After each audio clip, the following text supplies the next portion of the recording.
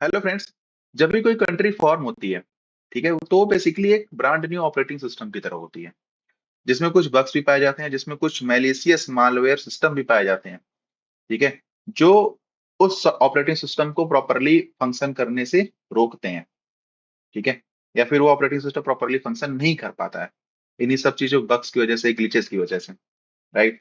तो ऐसे ही जो हमारा इंडिया 1947 में इंडिपेंडेंट हुआ था, लेकिन जब 1950 में हमारा कॉन्स्टिट्यूशन बन के तैयार हुआ था, ठीक है, तो कॉन्स्टिट्यूशन मेकर्स जब कॉन्स्टिट्यूशन को बना रहे थे, तो उन्होंने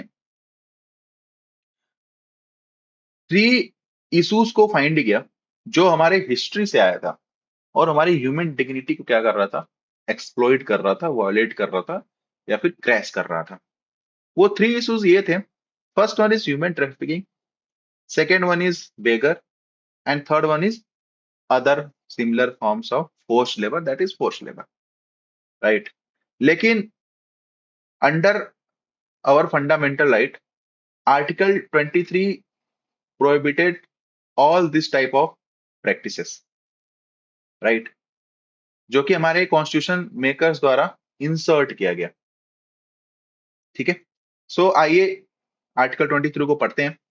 सो आर्टिकल 23 क्लॉज 1 सेज कि human traffic in human beings and beggar and other similar forms of forced labor are prohibited, and any contravention of this provision shall be an offense punishable in accordance with law.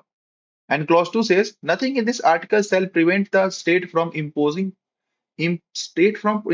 compulsory services for public purposes, and in imposing such services the state shall not make any discrimination on grounds of only of religion, race, caste or class or any of them, right.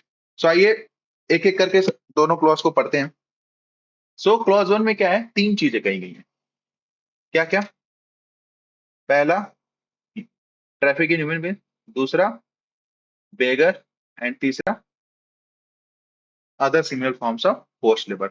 So traffic in human beings का मतलब क्या समझते हो आप लोग? Traffic in human beings का हम ये कह सकते हैं कि ह्यूमन बीइंग्स को या फिर ह्यूमंस को बेचना खरीदना या फिर ट्रेड करना, ठीक है, ये ट्रैफिक इन ह्यूमन बीइंग्स हो गया। जैसे कि क्या होता है कि हम बच्चों को पकड़ के ले जाते हैं स्लेवरी कराने के लिए, जैसे पहले के समय में देवदासी सिस्टम होता था, राइट, है ना। अभी अभी भी ऐसा होता है, ऐसा आप कह नहीं सकते कि नहीं होता है, बट होता है ऐसा। आप बहुत जगहों पे देख लोगे, बहुत न्यूज आते हैं हमारे इंडिया कि अभी भी ऐसा हो रहा है, ठीक है। कहीं कहीं पाया जाता है, 90%, 95% इम्पैक्ट खत्म हो गया, बट 5% है अभी भी, राइट। तो ट्रैफिक इन ह्यूमन बींग्स, कितने लोग गायब हो जाते हैं, है ना। अभी बीच में पता नहीं अफवाह चल रहा था या न्यूज, रियल न्यूज था कि वो कितनी लड़कियां दिल्ली से गायब हो रही हैं। और अगर आप एनसीआरबी की डाटा देख लोगे, तो आपको लगेगा कि सच में इतनी लड़कियां गायब हो रही हैं, इतने लोग गायब हो रहे हैं हर साल। सिर्फ लड़कियों की बात नहीं है, लड़के भी गायब हो रहे हैं। अब कहाँ जा रहे हैं किसी को पता नहीं चल रहा, मिल भी नहीं रहे वो, ठीक है। सो ये चीज है। उसके बाद बेगर पे आते हैं, तो बेगर का मतलब क्या? बेगर का मतलब ये है कि involuntary work without payment. Involuntary work का मतलब क्या है कि इसमें कोई आपका कंसेंट नहीं है, इसमें ना कोई कंसेंट है, ना आपका कोई फ्री विल है, ठीक है। आपको फोर्स किया जा रहा है, राइट, फोर्स किया जा रहा है। विदाउट पेमेंट का मतलब आपको कोई पेमेंट भी नहीं दिया, उसके बदले में आपको कोई जैसे हम जब काम करते हैं तो उसके बदले में पेमेंट मिलता है, हमें सैलरी मिलती है। तो बेगर के फॉर्म में क्या होता है कि बेगर के फॉर्म में पहली बात तो ये होता है कि उसका कोई विल नहीं होता काम करने का, और उससे जबरदस्ती काम भी ले लेता है तो उसको पेमेंट नहीं की जाती, ठीक है। तो वो बेगर में आ जाएंगे। जैसे अगर पहले के समय में देखेंगे आप, तो जमींदारी सिस्टम होता था जिसमें टेनेंट्स को, राइट, फोर्स किया जाता था लैंडलॉर्ड द्वारा कि वो काम करेंगे, और उनको कोई पे नहीं किया जाता था कंपेंसेशन, राइट।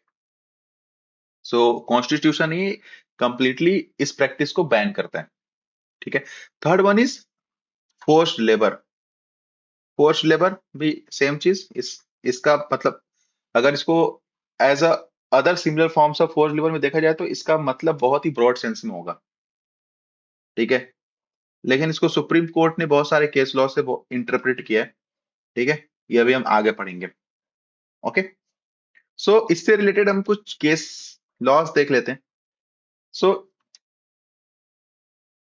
अगर इससे रिलेटेड केस लॉ देखें तो हाँ, Peoples Union for Democratic Right PUDR versus Union of India, that is 1982, that is one of the most important case, right. क्योंकि इस आर्टिकल 23 में बहुत कुछ ही ऐसे केस हैं जो बहुत ही इंपॉर्टेंट है, जिसमें से एक ये हो गया, एक बंधुआ मुक्ति मोर्चा हो गया, जो कि हर एग्जाम में पूछता है, हर एग्जाम में, चाहे जुडिशरी का प्री हो, मेंस हो, आप आंसर राइटिंग में भी इसको यूज कर सकते हो, बहुत इंपॉर्टेंट केस है।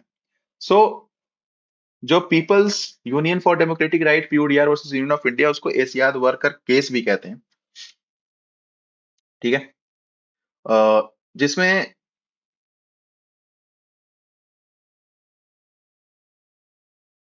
हाँ, इसमें ये था कि जस्टिस पीएन भगवती ने इसमें, ऑनरेबल जस्टिस पीएन भगवती ने क्या किया था, फोर्स को अंडर आर्टिकल 23 इंक्लूड किया था, that is not merely physical force but also compulsion arising out of economic circumstances. Economic circumstances का मतलब क्या है कि मान लो कि कोई कर्ज के अंदर डूबा हुआ है, और आपको पता है कि कर्ज के अंदर डूबा हुआ है, तो मैं आप जैसे मान लो कि मेरा कोई दोस्त है, वो कर्ज के अंदर डूबा है, और मुझे पता है कि वो कर्ज के ऊपर कर्ज में डूबा हुआ है, तो मैं उससे जो भी कहूंगा काम करने के लिए, वो पैसे के लिए करेगा, उसकी मजबूरी है, ठीक है। तो यहाँ पे उसी चीज को ऑनरेबल जस्टिस पीएन भगवती ने इसी चीज को यहाँ पे कहा है कि सिर्फ फिजिकल फोर्स ही नहीं होता, इकोनॉमिक सर्कमस्टेंसेस से रिलेटेड जो आप कंपल्सन उसको में कर रहे हो, उसको फोर्स, वो भी एक एज अ फोर्स ट्रीट किया जाएगा, वो भी फोर्स माना जाएगा, राइट, ठीक है। Because of poverty, want, destitution, it constitute force labour, the court significantly widen the scope of article 23, ठीक है। इकोनॉमिक सर्कमस्टेंसेस इंसान के पास कोई भी चॉइस नहीं छोड़ता है, चाहे वो भूख हो, गरीबी हो, राइट। वो इंसान को, जैसे क्या होता है कि जब कोई भी मजदूर आता है हमारे यहाँ काम करने, तो उसको हम सोचते हैं कि कितना कम में काम करवा लें, राइट। लेकिन अगर वो अपने राइट्स को जानता, अगर उसको पता होता है कि मिनिमम वेजेस एक्ट है जिसके अंडर एक स्पेसिफाइड अमाउंट पे किया जाता है किसी भी लेबर सेक्शन ऑफ सोसाइटी को, राइट, तो यहाँ पे हमारे जो नॉलेज होता है वो काम आता है, ठीक है। So first case is this, second one is बंधुआ Mukti Morcha union of India, ठीक है, जिसमें सुप्रीम कोर्ट ने कहा था, once it is shown that a labourer is working in a bonded labour like situation, a presumption arises that a person is bonded labour, ठीक है। इसमें क्या हुआ था मैं बताया तो, कि इसमें कुछ हरियाणा में जो स्टोन क्वारीज होते हैं, स्टोन क्वारी मतलब जो पत्थर तोड़ते हैं, कुछ ऐसे लेबर वर्क करते थे इन ह्यूमन कंडीशन, मतलब कोई कंडीशन, मतलब जैसे क्या होता है कि आप कहीं पे भी काम करते हो तो आपको एक कंडीशन चाहिए होता है। कंडीशन, मान लो फैक्ट्री में काम कर रहे हो, तो फैक्ट्री में काम करने के लिए क्या क्या कंडीशन होनी चाहिए, प्रॉपर लाइटिंग होनी चाहिए, प्रॉपर वेंटिलेशन होना चाहिए, ठीक है। फिर आपको प्रॉपर मशीन की जानकारी होनी चाहिए, proper proper safety safe guards आपको प्रोवाइड किए जाने चाहिए, तो ये सारे कुछ क्या है, इन ह्यूमन कंडीशंस होते हैं, ठीक है। तो जब ये स्टोन क्वारीज जो लेबरर्स थे, जो स्टोन क्वारीज में काम कर रहे थे, ठीक है, तो वो इन ह्यूमन कंडीशंस में काम कर रहे थे। तो उसी से रिलेटेड ये केस लॉ है, जिसमें सुप्रीम कोर्ट ने ये बोला था कि अगर कहीं पे ये देखा जा रहा है कि जो लेबर काम कर रहे हैं वो एक कंडीशन में काम कर रहे हैं, वो एक कंडीशन के द्वारा बंधे हुए हैं, तो उनको ये मान लिया जाएगा कि वो बॉन्डेड लेबरर हैं, ठीक है। और जो बर्डन होता है प्रूफ करने के लिए कि नहीं भाई वो बॉन्डेड लेबर नहीं है, उनको ऐसा ऐसा, तो वो इम्प्लॉयर के ऊपर होता है या फिर स्टेट के ऊपर होता है, ठीक है। सो कोर्ट ने जो डायरेक्ट किया identification, release and rehabilitation of bonded labour under bonded labour system abolition act 1976, that is our second case. लेकिन अभी हमने जो पढ़ा 23 सॉरी 23 का पढ़ा हमने, क्लॉज 1 और क्लॉज 2, ठीक है। इसका हमारा एक एक्सेप्शन है, वो एक्सेप्शन क्या कहता है, जो कि हमारे क्लॉज 3 में दिया गया है। एक सेकेंड, नो नो, ये क्लॉज 2 में दिया गया, ये क्लॉज 1 के हैं, सब क्लॉज ए और सब क्लॉज बी। ये क्लॉज 1 के हैं, 23 1 के, ठीक है। ये ए और बी हैं, और उसके बाद हाँ 23 क्लॉज 2, ठीक है। सो इसमें ये बोला गया कि स्टेट जो है वो compulsory service for public purpose लगा, मान लो कि कोई इमरजेंसी है या फिर कोई वॉर छिड़ गया किसी देश से, तो पब्लिक पर्पस के लिए जो स्टेट है वो कंपलसरी सर्विस इंपोज कर सकता है, लेकिन स्टेट इंपोज करते समय कोई भी डिस्क्रिमिनेशन नहीं करेगा on the ground of religion, race, caste और क्लास, राइट। सो ये एक्सेप्शन है जनरल रूल का, that is our under article 23 clause 2, ठीक है। तो ये 2026 में भी मैटर क्यों करता है?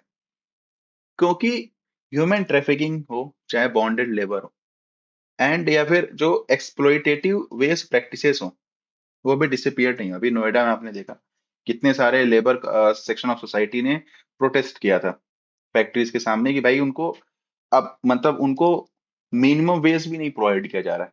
तो कहीं ना कहीं बहुत सारे इंडस्ट्रीज फैक्ट्रीज ने जो उनके अंदर काम करने वाले लोग हैं, उनके जो सैलरी थी उनको काफी बढ़ाया भी था, ठीक है। सो जरूरी है, ठीक है। और इस चीज से रिलेटेड बहुत सारे पीआईएल भी फाइल हुए हैं, राइट। सो ये जरूरी है। सो इतना ही रहा हमारा सेक्शन, आपको आई होप आपको समझ में आया होगा, ठीक है। सो मिलते हैं नेक्स्ट वीडियो में। Take care, keep learning, okay.